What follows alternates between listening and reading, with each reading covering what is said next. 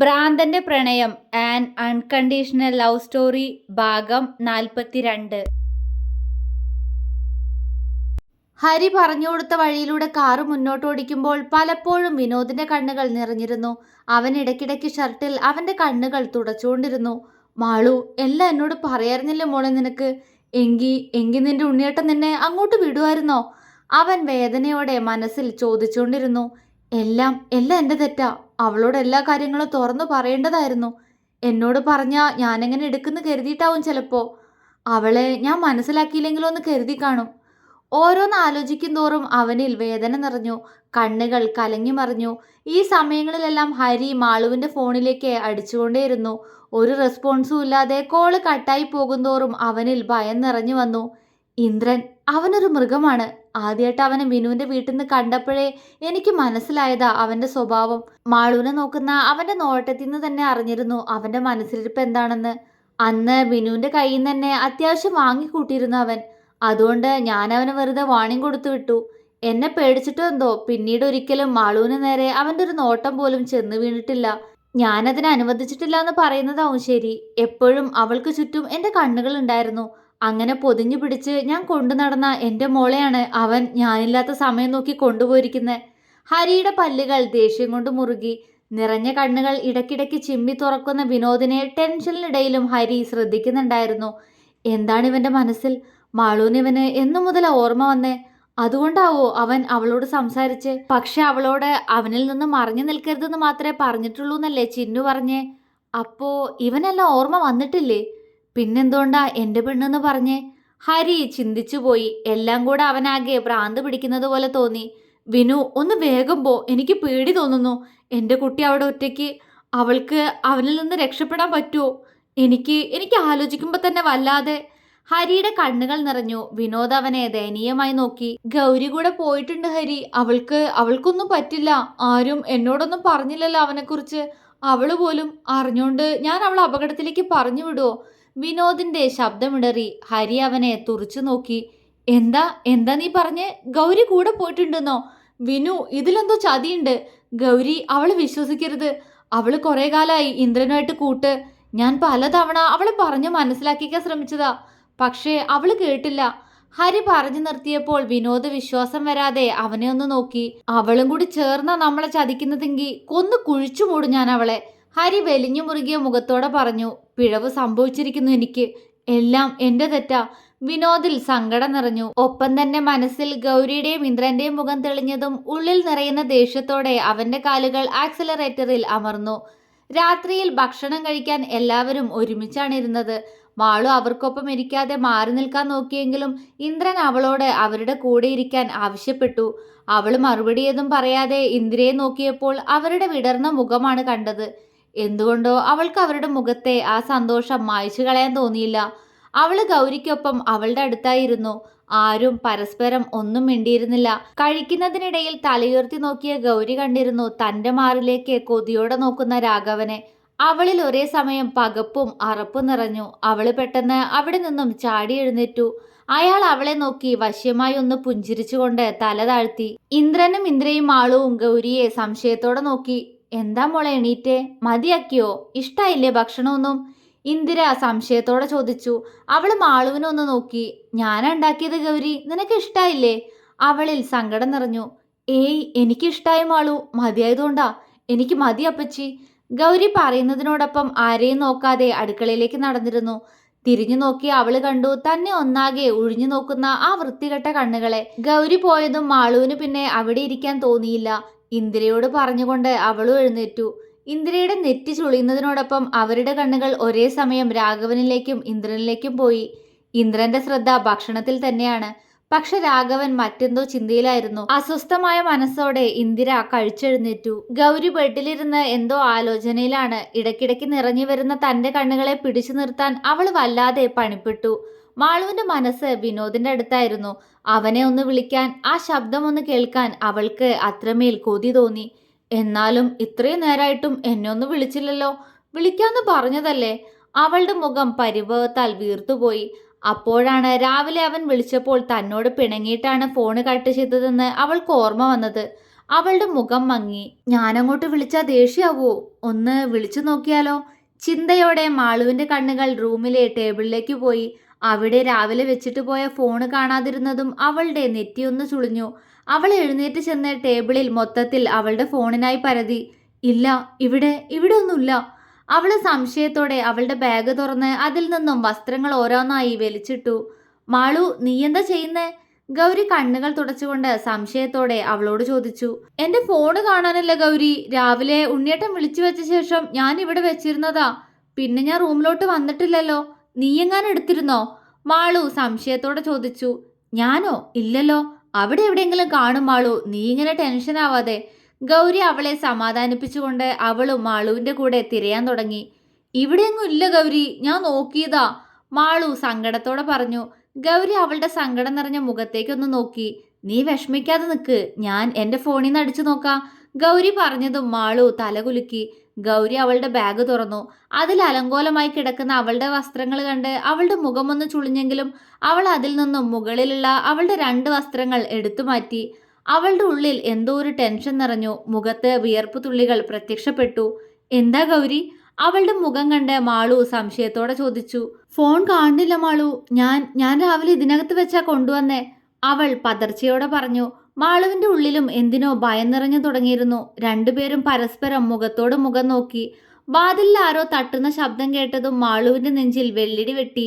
രണ്ടുപേരും ഒരുപോലെ വാതിൽക്കലേക്ക് നോക്കി. തുടരെ തുടരെയുള്ള തട്ട് കേട്ടതും ഗൗരി കണ്ണുകൾ അടച്ച് ചുമരിലേക്ക് ചാരി നിന്നു.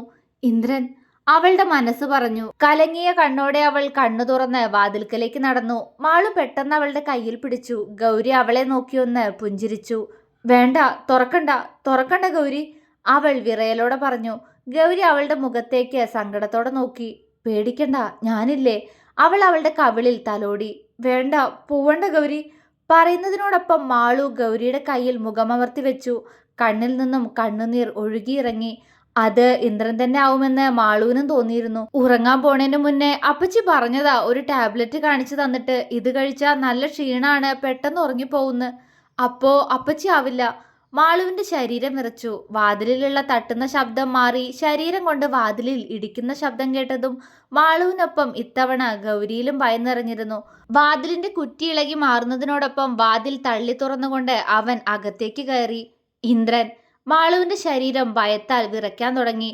ഗൗരി ഭയം ഉള്ളിലൊതുക്കി അവനെ തുറച്ചു നോക്കി. ഇന്ദ്ര, എന്താ? നീ എന്തിനാടാ വാതില് തുറന്നേ? എന്താടാ നായ നിനക്ക് വേണ്ടേ? ദേഷ്യത്തോടെ ചോദിക്കുന്നതിനോടൊപ്പം ഗൗരി പാഞ്ഞു വന്ന് അവന്റെ ഷർട്ടിൽ കുത്തിപ്പിടിച്ചു. മാളു പകപ്പോടെ അവരെ നോക്കി നിന്നു. മാറി നിൽക്ക് ഗൗരി, ഇന്ദ്രൻ പുഞ്ചിരിയോടെ അവളോട് പറഞ്ഞു. ആ പുഞ്ചിരിക്കുള്ളിൽ ഒളിഞ്ഞിരിക്കുന്ന മൃഗത്തെ അവളെക്കാൾ നന്നായി മനസ്സിലാക്കിയ മറ്റാരാണുള്ളത്? അവൾ അവനെ ദേഷ്യത്തോടെ നോക്കി. ഇന്ദ്ര, ഇറങ്ങിപ്പോവിടുന്ന്, അല്ലെങ്കിൽ ഞാൻ ആളുകളെ വിളിച്ചു കൂട്ടും, അവൾ അവനോട് ദേഷ്യത്തോടെ അലറി. അവന്റെ ചുണ്ടിൽ പുച്ഛം നിറഞ്ഞു. എന്നാ വിളിച്ചു കൂട്ടടി, അവൻ അതേ പുച്ഛത്തോടെ അവൾക്ക് മറുപടി കൊടുത്തു. ഗൗരി സംശയത്തോടെ അവനെ നോക്കി. അവൻ അവളുടെ ഇടുപ്പിലൂടെ കൈ ചുറ്റി അവളെ അവന്റെ നെഞ്ചിലേക്ക് അമർത്തി പിടിച്ചു. മാളു ഞെട്ടലോടെ അവനെ നോക്കി. ഗൗരിയുടെ കണ്ണു മിഴിഞ്ഞു. അവനൊന്ന് പുഞ്ചിരിച്ചു. എന്തേ, ആളെ വിളിച്ചു കൂട്ടുന്നില്ലേ? നീ ഇങ്ങോട്ട് വരുമ്പോ ശ്രദ്ധിച്ചില്ലേ ഗൗരി, ഇതിനപ്പുറത്ത് വീടൊന്നുമില്ല. പിന്നെ നീ ബഹളം വെച്ച് ആരെങ്ങോട്ട് വരാനാ?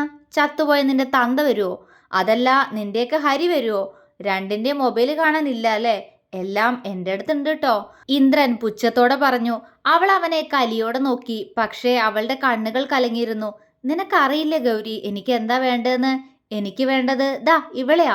വർഷങ്ങളായി ഞാൻ മോഹിക്കുന്നതാ ഇവളുടെ ഇളം മേനി. അത് എനിക്ക് വേണം. ഈ ശരീരം എൻ്റെ ഉറക്കം നഷ്ടപ്പെടുത്താൻ തുടങ്ങിയിട്ട് വർഷം ഒരുപാടായി.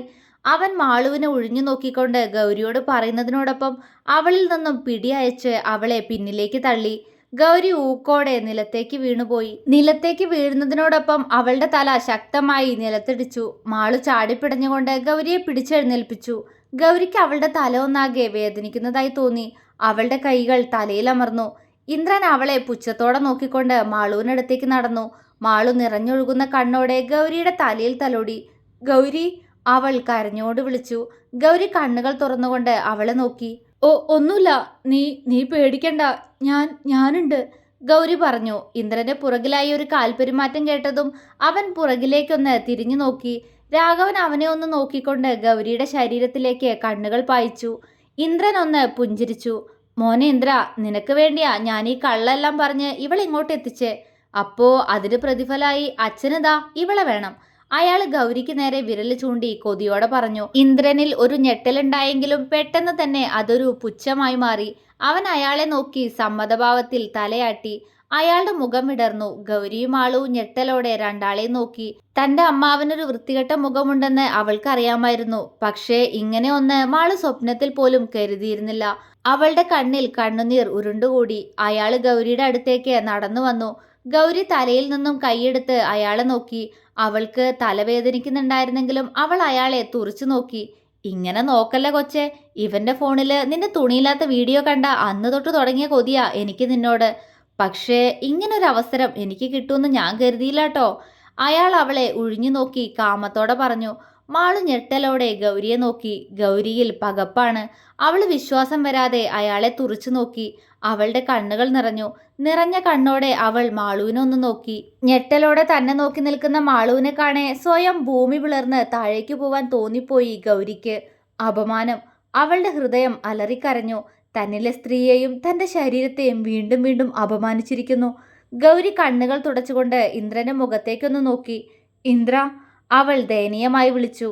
അവനൊന്ന് പുഞ്ചിരിച്ചു. ചെല്ലു ഗൗരി, ഞാൻ തരുന്ന സുഖം നീ അനുഭവിച്ചതല്ലേ, ഇനി എൻ്റെ അച്ഛൻ്റെ മുന്നിൽ കൂടി കടന്നൊടുക്ക്. അവൻ പുച്ഛത്തോടെ പറഞ്ഞു. ഇനിയൊന്നും കേൾക്കാൻ വയ്യാതെ മാളു കണ്ണുകൾ ഇറുക്കിയടച്ചു. അവള് സ്വയം ചെവി അമർത്തിപ്പിടിച്ചു. ഗൗരി, അവൾ ഇങ്ങനെയൊക്കെ. മാളു കണ്ണുകൾ തുറന്ന് പൊട്ടിക്കരഞ്ഞു, ഉറക്കെ ഉറക്കെ. ഗൗരിയുടെ കണ്ണുകളും നിറഞ്ഞൊഴുകി. അവൾ മാളുവിനെ നോക്കി വാപൊത്തി കരഞ്ഞു. ഇന്ദ്രൻ മാളുവിനടുത്തേക്ക് നടന്നെടുത്തു. അവന്റെ നോട്ടം ധാവണിക്കിടയിലൂടെ കാണുന്ന അവളുടെ വയറിലായിരുന്നു. അവൻ വരുന്നതിനനുസരിച്ച് മാളു പുറകിലേക്ക് പോയിക്കൊണ്ടിരുന്നു. അവൻ അവളുടെ മുന്നിൽ പോയി നിന്നു. മാളു പേടിയോടെ അവനെ നോക്കി. അവന്റെ ചുണ്ടിൽ പുച്ഛമാണ്. ഇപ്പോ എന്തായടി? എവിടെ നിന്റെ ഭ്രാന്തൻ കെട്ടിയോൻ, നിന്റെ രക്ഷകൻ? അവൻ പുച്ഛത്തോടെ ചോദിച്ചു. മാളു വിതുമ്പുന്ന ചുണ്ടോടെ അവനെ തുറിച്ചു നോക്കി. അവന്റെ ചുണ്ടിൽ പുച്ഛം മാത്രമാണ്. അന്നേ ഞാൻ അവനോട് പറഞ്ഞതാ ഞാൻ നിന്നെ സ്വന്താക്കിയിരിക്കുന്നു. ഇന്ന് ഈ നിമിഷം ഇന്ദ്രനത് ചെയ്യാൻ പോവാ. ആ ഭ്രാന്തൻ നിനക്ക് തന്ന സുഖത്തേക്കാൾ കൂടുതൽ സുഖം ഞാൻ നിനക്ക് തരാടി. അവൻ വികാരത്തോടെ പറഞ്ഞു. മാളു അറപ്പോടെ അവനെ നോക്കി. അവൻ പെട്ടെന്ന് അവളുടെ ശരീരത്തിൽ നിന്നും അവളുടെ ധാവണിയുടെ ദുപ്പട്ട വലിച്ചൂരി നിലത്തേക്ക് എറിഞ്ഞു. മാളു പകപ്പോടെ അവനെ നോക്കി. അവളുടെ ശരീരം വിറച്ചു. അവള് പെട്ടെന്ന് ഇരു കൈകൊണ്ടും അവളുടെ ശരീരം പൊതിഞ്ഞു പിടിച്ചു. അവൻ കാമം കത്തുന്ന കണ്ണോടെ അവളെ ആകെ ഒഴിഞ്ഞു നോക്കി. അവനൊരു ചിരിയോടെ അവളുടെ മുഖത്തേക്ക് നോക്കി. മാളുവിന്റെ കണ്ണിൽ നിന്നും പകപ്പ് മാറി അവിടെ ദേഷ്യം നിറയുന്നത് ആദ്യമായി ഇന്ദ്രൻ കണ്ടു. അവനൊന്ന് ചിന്തിക്കാൻ കഴിയുന്നതിനു മുന്നേ മാളുവിന്റെ കൈകൾ ഊക്കോടെ അവന്റെ കവിളിൽ ഉയർന്നു താഴ്ന്നിരുന്നു. ഒരു നിമിഷം ഗൗരിക്ക് നേരെ കൈകൾ ഉയർത്തിയ രാഘവൻ പോലും പകച്ചുപോയി. അയാൾ മാളുവിനെ തുറച്ചു നോക്കി. ഇന്ദ്രൻ കവിളിൽ കൈവച്ച് വിശ്വാസം വരാതെ അവളെ മിഴിച്ചു നോക്കി. സകലതും ചുട്ടു ചാമ്പലാക്കാൻ കെൽപ്പുള്ള ഭദ്രകാളിയെ പോലെ അവൾ അവനെ ചുവന്ന കണ്ണോടെ നോക്കി. ആദ്യത്തെ പകപ്പ് മാറിയതും ഇന്ദ്രൻ ദേഷ്യത്തോടെ അവളെ ഒന്ന് നോക്കി. അവന്റെ ചുണ്ടിന്റെ കോണിൽ പൊടിഞ്ഞ ചോര കൈകൊണ്ട് തുടച്ചു നീക്കി. അവന്റെ ഭാവം കണ്ട് മാളുവിന് പേടി തോന്നി. അവൻ അവളുടെ കയ്യിൽ അമർത്തി പിടിച്ചു. മാളു ആ കൈകൾ ഉയർത്തി അവന്റെ കയ്യിൽ അമർത്തി കടിച്ചു. ആ! ഇന്ദ്രൻ വേദനയോടെ അലറി. അവൻ അവളിൽ നിന്നും കൈയെടുത്ത് അവളുടെ കവിളിലേക്ക് ആഞ്ഞടിച്ചു. ആ! മാളു നിലത്തേക്ക് വീണുപോയി. അവൻ അവളുടെ തലമുടിയിൽ പിടിച്ച് അവളെ ഉയർത്തിക്കൊണ്ട് അവളെയും വലിച്ച് അവന്റെ റൂമിലേക്ക് നടന്നു. മാളു അവനെ എതിർക്കാൻ ശ്രമിച്ചുകൊണ്ടിരുന്നു. അവൻ പെട്ടെന്ന് അവളെ എടുത്തുയർത്തിക്കൊണ്ട് അവന്റെ തോളിലേക്കിട്ട് അവന്റെ റൂമിലേക്ക് പോയി. ഗൗരി അവൾക്ക് പിന്നാലെ പായാൻ ശ്രമിച്ചെങ്കിലും രാഘവൻ അവളെ പിടിച്ചു വെച്ചു. എന്നെ വിടാൻ! മാളു കരഞ്ഞുകൊണ്ട് ഇന്ദ്രന്റെ തോളിൽ അമർത്തി കടിച്ചു. ആ വേദന അവനിൽ ലഹരി നിറയ്ക്കുകയാണ് ചെയ്തത്. അവൻ അവളെ ബെഡിലേക്കിട്ട് റൂമിന്റെ വാതിൽ കുറ്റിയിട്ടു. മാളു പേടിയോടെ അവനെ നോക്കി. ഞാൻ എൻ്റെ ഉണ്ണിയേട്ടൻ്റെ സമ്മതിക്കില്ല ഞാൻ. മാളു കണ്ണുകൾ അമർത്തി തുടച്ച് അവന് നേരെ അലറി. അവൻ പുച്ഛത്തോടെ അവൾക്കടുത്തേക്ക് നടന്നെടുത്തു. രാഘവൻ ഗൗരിയെ നോക്കി ഒന്ന് ചിരിച്ചു. അവൾ അറപ്പോടെ മുഖം തിരിച്ചു. അപ്പോ ഇനി നമുക്ക് ഒന്ന് സുഖിക്കാം മോളെ. നിന്റെ ഈ മേനി കണ്ട് കൊതിച്ചിരിക്കാൻ തുടങ്ങിയിട്ട് കാലം കുറയായി. ഇനി എനിക്ക് പിടിച്ചു നിൽക്കാൻ പറ്റില്ല. അയാൾ കൊതിയോടെ പറഞ്ഞുകൊണ്ട് അവൾക്കടുത്തേക്ക് ചേർന്ന് വന്നു. ഗൗരി ഊക്കോടെ അയാളെ തള്ളി മാറ്റി ബെഡിനടിയിൽ അവൾ ഒളിപ്പിച്ചു വെച്ചിരുന്ന വാക്കത്തി വലിച്ചെടുത്തു. രാഘവൻ ഞെട്ടിപ്പോയി. ഇങ്ങനെയൊരു നീക്കം അയാൾ പ്രതീക്ഷിച്ചിരുന്നില്ല. എങ്കിലും അയാള് ഭയം പുറത്തു കാണിക്കാതെ അവൾക്ക് മുന്നിൽ പോയി നിന്ന് അതിസമർത്ഥമായി അവളുടെ കയ്യിൽ നിന്നും കത്തി വലിച്ചെടുത്ത് നിലത്തേക്ക് എറിഞ്ഞു. ഗൗരി പേടിയോടെ അയാളെ നോക്കി. അയാളിൽ പുച്ഛമാണ്. നീ എന്ത് കരുതിയടി? ഇതൊക്കെ കണ്ട ഈ രാഘവൻ വിരണ്ടു പോകുന്നോ? എന്റെ പൊന്നുമോളെ, മൊബൈലിൽ മാത്രമേ ഞാൻ നിന്നെ നല്ല വെടിപ്പായിട്ട് കണ്ടിട്ടുള്ളെങ്കിലും എനിക്കെല്ലാം നല്ല ഓർമ്മയുണ്ട്. അതൊന്ന് നേരിൽ കണ്ടോട്ടിടി ഞാൻ.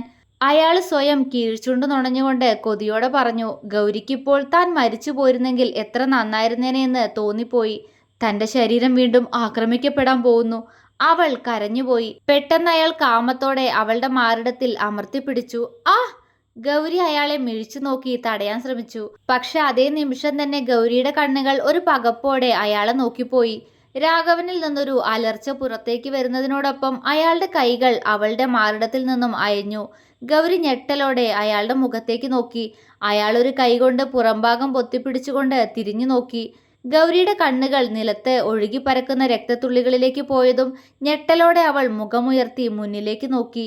മുന്നിൽ ചോര നിറഞ്ഞ കത്തിയുമായി നിൽക്കുന്ന ആളെ കണ്ട് അവളുടെ ശരീരം വിറച്ചു. അപ്പച്ചി! വിറയലോടെ അവളുടെ ചുണ്ടുകൾ ആ പേര് വിളിച്ചുപോയി. രാഘവൻ തിരിഞ്ഞു നോക്കി. മുന്നിൽ നിൽക്കുന്ന ആളെ കണ്ട് അയാളിൽ പകപ്പ് നിറഞ്ഞു. ഇന്ദിരേ! അയാൾ വിശ്വാസം വരാതെ വിളിച്ചു. വേദനയിൽ അയാളുടെ ശബ്ദം ഇടറിയിരുന്നു.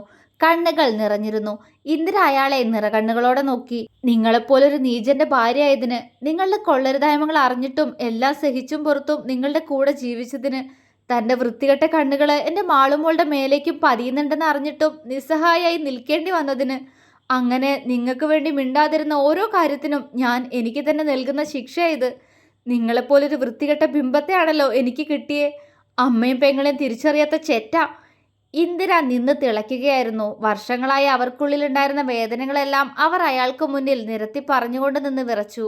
ഗൗരി അപ്പോഴും പേടിയോടെ ഇരുവരെയും നോക്കുന്നുണ്ട്. എടി നീ! വേദനയ്ക്കിടയിലും ചീറിക്കൊണ്ട് രാഘവൻ ഇന്ദിരയുടെ കഴുത്തിൽ മുറുകെ പിടിച്ചു. അയ്യോ അപ്പച്ചി! അത് കണ്ട് പെട്ടെന്ന് ബോധം വന്നതുപോലെ ഗൗരി അവർക്കടുത്തേക്ക് പാഞ്ഞു.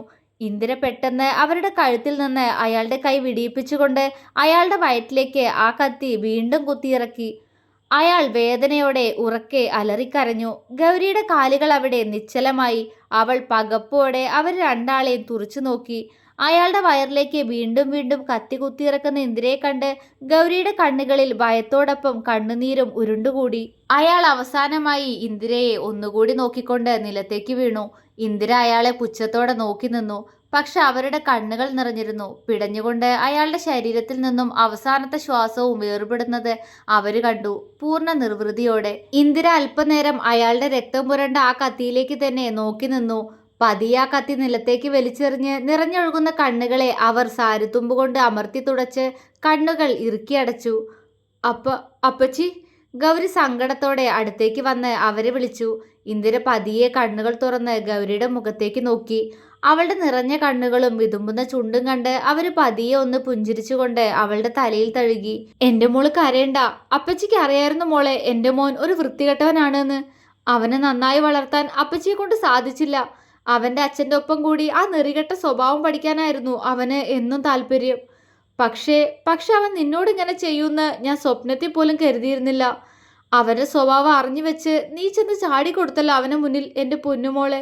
അവർ സങ്കടത്തോടെ അവളോട് പറഞ്ഞു. അപ്പച്ചി! അവൾ അവരെ കെട്ടിപ്പിടിച്ച് പൊട്ടിക്കരഞ്ഞു. കരയില്ലേ? എന്തോ എനിക്കിന്ന് ഗുളിക കഴിക്കാൻ തോന്നിയില്ല. അതുകൊണ്ട് എനിക്ക് മോളെ രക്ഷിക്കാൻ സാധിച്ചല്ലോ. സന്തോഷം മാത്രമേ ഉള്ളൂ അപ്പച്ചിക്ക്. അവരവളെ ചേർത്ത് പിടിച്ചുകൊണ്ട് പറഞ്ഞു. പെട്ടെന്ന് ഗൗരി ഞെട്ടിക്കൊണ്ട് അവരിൽ നിന്നും അകന്നു നിന്ന് അവരെ തുറച്ചു നോക്കി. എന്താ മോളെ? അവരവളുടെ പെട്ടെന്നുള്ള ഭാവമാറ്റം കണ്ട് പകച്ചുകൊണ്ട് ചോദിച്ചു. അപ്പച്ചി, മാളുവിനെ അവൻ കൊണ്ടുപോയല്ലോ. അവള് വെപ്രാളത്തോടെ പറഞ്ഞുകൊണ്ട് പെട്ടെന്ന് പുറത്തേക്ക് ഓടി. ഇന്ദിര ഒരു നിമിഷം നിശ്ചലമായി നിന്നുപോയി. അവർക്ക് എന്താണ് ചെയ്യേണ്ടതെന്ന് അറിയുമായിരുന്നില്ല. രാഘവന്റെ ചെയ്തികളിൽ ഒരു നിമിഷം ഇന്ദ്രനെ അവർ മറന്നുപോയിരുന്നു. അവന്റെ ഒപ്പം ആളുണ്ടെന്ന് തോർത്തതും അവർക്ക് അവരുടെ ശരീരം തളരുന്നത് പോലെ തോന്നി. ഇന്ദിര രാഘവനെ ഒന്നുകൂടി ഒന്ന് നോക്കിക്കൊണ്ട് അയാളുടെ കാലിൽ പിടിച്ചു വലിച്ച് അയാളെ അപ്പുറത്തെ ഇന്ദ്രന്റെ റൂമിന്റെ മുന്നിലായി കൊണ്ടുവന്നിട്ടു. അവിടെ ഗൗരി വാതിലിൽ തട്ടുന്നുണ്ട്. അകത്തു നിന്നും മാളുവിന്റെ നിലവിളിക്കുന്ന ശബ്ദം കേൾക്കുന്നുണ്ട്. അയ്യോ എന്റെ മോളെ! ഇന്ദിര വാതിലിൽ തട്ടി വിളിച്ചു. ഗൗരിയും ഉറക്കെ തട്ടുന്നുണ്ട്. ഇന്ദിര, എടാ വാതില് തുറക്കാൻ! ഇന്ദിര വാതിലിൽ തട്ടി ഉറക്കെ വിളിച്ചു പറഞ്ഞു. അവരുടെ കണ്ണുകൾ നിറഞ്ഞൊഴുകി. എന്റെ മോള്! അവരുടെ ഹൃദയം പിടഞ്ഞു. ഗൗരിയും വാതിലിൽ ഉറക്കെ തട്ടുന്നുണ്ട്. ഞാൻ കാരണം അവള് പറഞ്ഞതാ വീട്ടിലേക്ക് പോവാന്ന്. ഞാൻ നിർബന്ധിച്ച് ഇവിടെ നിർത്തിയതാ അവളെ. ഗൗരിയുടെ കണ്ണുകളിൽ വേദന നിറഞ്ഞു. വിനോദിന്റെ മുഖം പെട്ടെന്ന് ഓർമ്മയിൽ വന്നതും അവള് വീണ്ടും വാതിലിൽ തട്ടാൻ തുടങ്ങി. പക്ഷെ അകത്തുനിന്നും മാളുവിന്റെ ശബ്ദം മാത്രമേ കേൾക്കുന്നുള്ളൂ. ഗൗരിയുടെ കാലുകൾ വിറയ്ക്കാൻ തുടങ്ങി. ഇന്ദിര, മോളെ ഒന്നും ചെയ്യരുത്. ഇന്ദിര വാതിലിൽ തട്ടി ഉറക്കെ പറഞ്ഞുകൊണ്ടിരുന്നു. തുടരും.